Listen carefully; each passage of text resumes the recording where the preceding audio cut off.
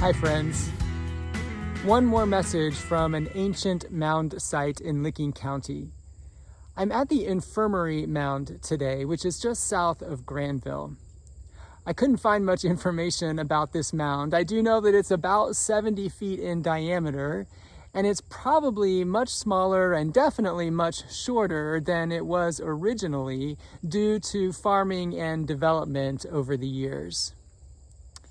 Archaeologists don't think that this mound had anything to do with illness or healing, but it got its name because this was also the site of the Licking County Infirmary, which was founded in 1838.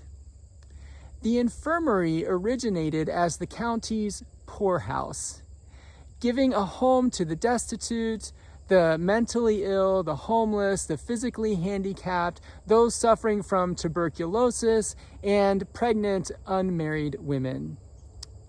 Farming on the property began about 3 years after its founding, and all of the produce was used to feed the people who lived here.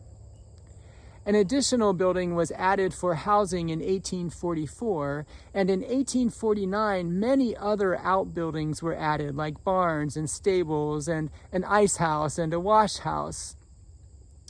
By 1853, the infirmary was home to over 100 residents. The infirmary became known as the county home. And it started to struggle financially in the 1920s when it lost one of its primary sources of revenue, which was liquor license fees.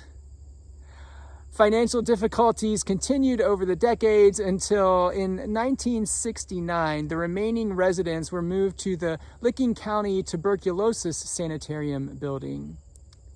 In 1997, the main residential building was demolished, and now Infirmary Park is a beautiful 326-acre recreational spot. The infirmary got me to thinking about the importance of caring for the vulnerable in our society. I don't think sending people off to institutions is necessarily the answer, but we as a society, and we, especially as Christians, do have a responsibility to make sure that everyone has enough food and clothing and shelter and access to medical care, both physical and mental. In relation to that responsibility, I always think of Matthew 25, where Jesus is talking about the final judgment. Starting in verse 34, Jesus says, "Then the king will say to those at his right hand, 'Come, you that are blessed by my Father, inherit the kingdom prepared for you from the foundation of the world. For I was hungry, and you gave me food. I was thirsty, and you gave me something to drink. I was a stranger, and you welcomed me. I was naked, and you gave me clothing. I was sick, and you took care of me. I was in prison, and you visited me.' And then the righteous will answer him, 'Lord, when was it that we did all that?'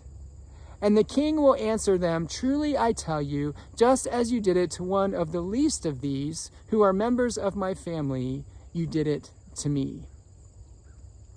One thing in this passage to note is that the righteous are not identified by what they believe. They're not identified by the creed they profess or the doctrine they uphold. Instead, they are identified by their actions: feeding, welcoming, clothing, visiting. How we treat others demonstrates our faith in Jesus.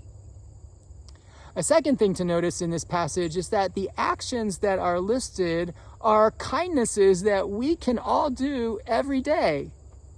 These acts of mercy and compassion do not require exceptional wealth or ability or even intelligence.